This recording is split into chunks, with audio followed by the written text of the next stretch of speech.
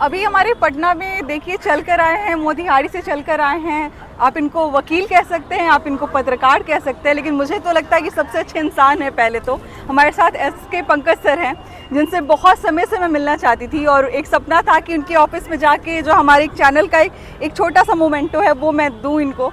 तो आज मौका मुझे मिला है। सर, सबसे पहले तो आपको मैं ये देना चाहती थी आपके पास आके, लेकिन आप पटना आ गए और आपको मैंने इंतज़ार कराया, उसके लिए माफ़ी चाहूँगी। नहीं, बहुत बहुत धन्यवाद और बहुत बहुत बधाई हो कि आज के समय में इतनी अच्छी पत्रकारिता करते हुए, इतना अच्छा रिपोर्टिंग करते हुए, एक मोटिवेशन लोगों को देते हुए और आपने 500 के जी पार किया है। ये मेरे लिए बहुत ही खुशी की बात है। कल मैंने देखा और कॉन्ग्रेचुलेट भी किया, तो मुझे बहुत अच्छा लगा, क्योंकि व्यूअर और सब्सक्राइबर और लाइकर्स या फिर फॉलोअर्स को गेन कर लेना एक अलग चीज़, लेकिन आपने जो गेन किया है वो जर्नलिज्म के एथिक्स को पूरी करते हुए किया, तो इसके लिए आपको भी बहुत बहुत बधाई और धन्यवाद। Thank you so much. पहले तो मुझे ये बताइए कि कैसे मेंटेन करते हैं आप, क्योंकि आपका हार्डवर्क तो मैंने सुना है कि सर एक फुल टाइम जो है वो एडवोकेट का काम करते हैं, और जो रात का समय मिलता है 11-12 बजे के बाद आप जाके शूट करते हैं, जो भी सोशल मुद्दा होता है जहाँ पे आपको लगता है कि आपका आवाज़ उठाना काफ़ी ज़रूरी है, वहाँ पे आप शूट करते हैं, तो कैसे मैनेज होता है ये सब कुछ?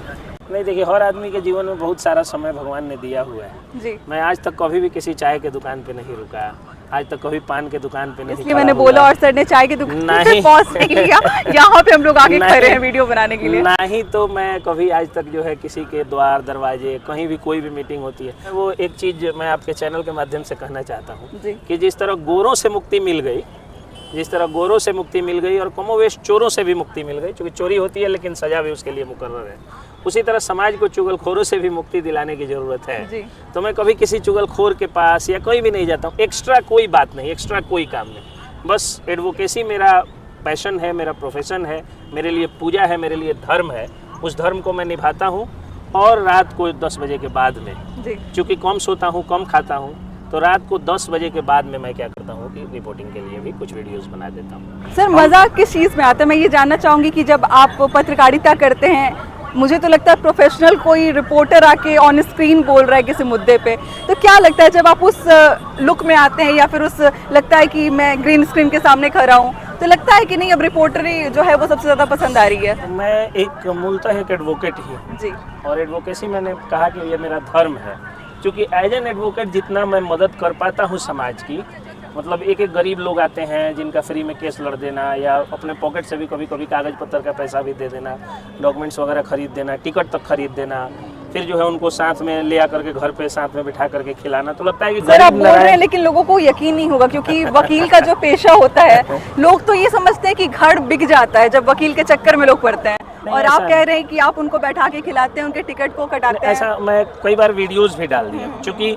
जिस तरह से आप मोटिवेशनल कोई काम करता है तो उसका आप मोटिवेशन को दिखाती हैं कि समाज को अच्छा करने का मौका मिले, ठीक उसी तरह मैं भी यही करता हूँ कि जब मैं कुछ अच्छा करता हूँ तो मैं उन चीज़ों को समाज को दिखाता भी हूँ कि समाज में बाकी लोग भी इसको सीखें और इसको अच्छा करें।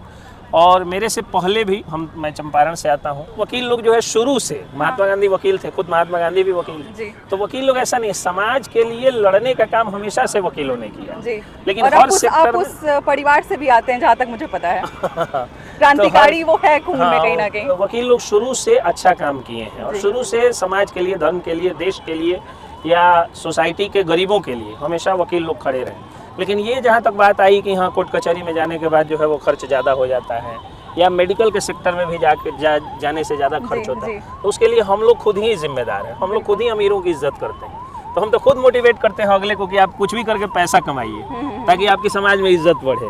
तो यही कारण होता है कि लोग जो है, चूँकि समाज में रहना है, मनुष्य एक सामाजिक प्राणी है, तो समाज में रहने के लिए, मेंटेन करने के लिए थोड़ा बहुत पैसा चाहिए, तो वो पैसा आदमी अपने जो ग्राहकों से ही लेगा, अपने क्लाइंट से ही लेगा, अपने पेशेंट से ही लेगा, इसीलिए हर सेक्टर में लोग जो है वो पैसा लेते हैं। वकालत के पेशे में आपने बहुत सारे अप्स एंड डाउन्स देखे होंगे, आपके पास कई सारे डिफरेंट केसेस आए होंगे जिनको कभी लगता होगा कि इम्पॉसिबल जैसा लगता होगा, और आपने जिताया होगा। कुछ ऐसा कुछ शेयर करना चाहेंगे जो आपके लिए सबसे मतलब एडवेंचरस महसूस आपको हुआ हो? एडवेंचरस महसूस तब होता है जब पूरा का पूरा कोई लॉबी, पूरा का पूरा सिस्टम किसी गरीब के खिलाफ हो, और उसके साथ तब आपको खड़ा होना है और उन चीज़ों को सोसाइटी में भी लेके आना है। नाम लिया जाए क्या जिसके बारे में बोल रहे हैं? नाम छोड़ दीजिए, अभी थोड़ा सा डिस्प्यूट हो जाएगा। उसके अलावा भी बहुत सारे गरीबों का वो एक उनकी खुदकिस्मती है कि उनका मामला हाईलाइटेड हो गया, नहीं तो ऐसे बहुत सारे लोग हैं जिनका मामला हाईलाइटेड नहीं होगा। हमारे चंपारण के एक पत्रकार हैं नीरज जी, तो उनके साथ इतना सिस्टम ने जायती किया, उनके लिए कोई आवाज़ नहीं उठाया। तो कहने मतलब बहुत सारे लोग हैं, पत्रकार भी हैं, बहुत सारे जो है समाज सेवी हैं, बहुत सारे गरीब लोग हैं।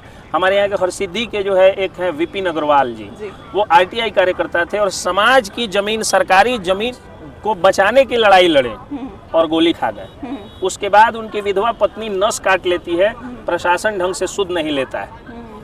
उसके बाद उनका बेटा जो है आत्मदाह करके जो है वो छत पर से कूद के जान दे देता है। उनका बेटा, एक माँ अपना पति, एक औरत अपना पति खोई है, फिर अपना बेटा भी खो रही है। इसके बावजूद भी वो मीडिया अटेंशन जो मिलना चाहिए था वो नहीं मिल पाया। तो ऐसे बहुत सारे लोग हैं जिनको मीडिया का अटेंशन नहीं मिल पाता है या समाज का भी अटेंशन नहीं मिल पाता है। लेकिन जब भी मौका मिलता है, गिलहरी की तरह मैं एक प्रयास करता हूँ अपनी औकात और हैसियत के अनुसार, और उनको न्याय दिलाने की कोशिश भी करता हूँ और न्याय भी दिलाता हूँ। इसीलिए मैंने कहा कि वकालत मेरे लिए पेशा नहीं, ये मेरा धर्म है। पत्रकारों के प्रति जो एक झुकाव है आपका, आप कहते हैं कि जी, आप कहते हैं कि पत्रकार के साथ जब भी कुछ गलत होगा मैं उस जगह पे खड़ा रहूंगा। आपको तो पूरा मसीहा भी मैंने कहीं कहीं देखा है कि लोगों ने लिखा है कि जब जब किसी के साथ गलत होगा, जब तक वो पत्रकार गलत ना हो तब तक आप उसके साथ मतलब खड़े होते हैं और आप उसके लिए लड़ते हैं। ये झुकाव जो है वो क्यों है इतना? मैंने जर्नलिज्म किया, जब मैं LLB कर रहा था उस समय मैंने मास कम्युनिकेशन जर्नलिज्म का कोर्स भी किया और पत्रकारिता में एक लंबा समय भी दिया हूँ। तो मैं देखता हूँ कि पत्रकार एक ऐसा इंसान होता है जो खुद के लिए कभी काम नहीं करता। अभी आपसे मैं आ रहा था तो आपने कुछ मैंने इशू बताया, मैंने कहा कि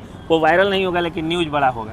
तो आपने क्या कहा कि वायरल मेरे लिए मैटर ही नहीं है, मैं पैसे के लिए नहीं जीती हूँ, वायरल होने के लिए नहीं जीती हूँ, काम करने में मुझे सुकून मिलता है इसीलिए मैं जीती हूँ। तो आपके जैसे बहुत सारे पत्रकार हैं, जो पत्रकार हैं वो ऐसे ही हैं, जो रिपोर्टर हैं वो ऐसे ही हैं। लोग यूट्यूबर्स को भी कई बार पत्रकार समझ लेते हैं और पत्रकार को यूट्यूबर समझ लेते हैं। ये सोसाइटी का थोड़ा सा एक दूसरा सत्य है। लेकिन जो सच में पत्रकार है वो सही बात ये है कि वो समाज के लिए जीता है। आप जिला स्तर पे जाके देखिएगा तो अखबार में काम करने वाले कई सारे पत्रकार हैं जिनका जो है वो बाइक में ढंग से बेचारे तेल नहीं डलवा पाते, लेकिन उसके बावजूद वो काम कर रहे हैं। और वो काम कर रहे हैं इसलिए उनके ऊपर केस कर दिया जाता है, मुकदमा कर दिया जाता है, घूसखोरी का आरोप लगा दिया जाता है, तो मुझे बर्दाश्त नहीं होता है। और कोई भी ऐसा व्यक्ति, मैं अक्सर कहता हूँ कि अमीर और गरीब दो लोगों में लड़ाई हो, गरीब मेरे पास चला है, मैं अपने को भाग्यशाली समझता हूँ। अमीर आता है तो भाग्यशाली नहीं समझता हूँ। तो एक वकील के तौर पे मोटी फीस लेता हूँ और काम करता हूँ। अभी मैं पटना आया हूँ, एक छोटा सा काम ही है हाई कोर्ट, तो उसके लिए जो है वो संपन्न लोग हैं उनसे मैं पैसा लेके आया, मैंने काम किया और जा रहा हूँ। लेकिन जब कोई गरीब आता है तो मेरे अंदर एक अजीब सी स्फूर्ति आ जाती है, क्योंकि मैं उस पिता का पुत्र हूँ जो जब सिपाही थे मेरे पिताजी तो उस समय साइकिल से चलते थे और 4 व्हीलर, बड़े 4 व्हीलर का दाम मंदिर में लगाए थे। उसके बाद जब जमादार हुए तो दूसरी मंदिर बनवा दी, आज थानेदार हैं तो तीसरा चौथा में मंदिर बनवा दिए। तो मैं उस पिता का पुत्र हूँ जो कभी पैसा के पीछे नहीं भागे, ईमानदार थानेदार का बेटा हूँ। मुझे लगता है कि माता पिता को काफी गर्व होता होगा आपको जब वो देखते होंगे या फिर आपके काम को जब देखते हैं। हर व्यक्ति, आपके भी पिताजी को गर्व, मैं बेटा हूँ, मैं इतना कर रहा हूँ, आप तो बेटी हो के इससे अच्छा कर रही हैं। तो हर पिता को जो है काम कोई भी छोटा हो या बड़ा, एक भूटा बेचने वाला भी हम लोगों की जब भूख मिटाता है तो वो भी गर्व का विषय है, मुझे लगता है। तो हर माता पिता को अपने बच्चों के ऊपर गर्व होता है और होना भी चाहिए, जो अगर आपराधिक छवि का नहीं है या नशाखोर नहीं है।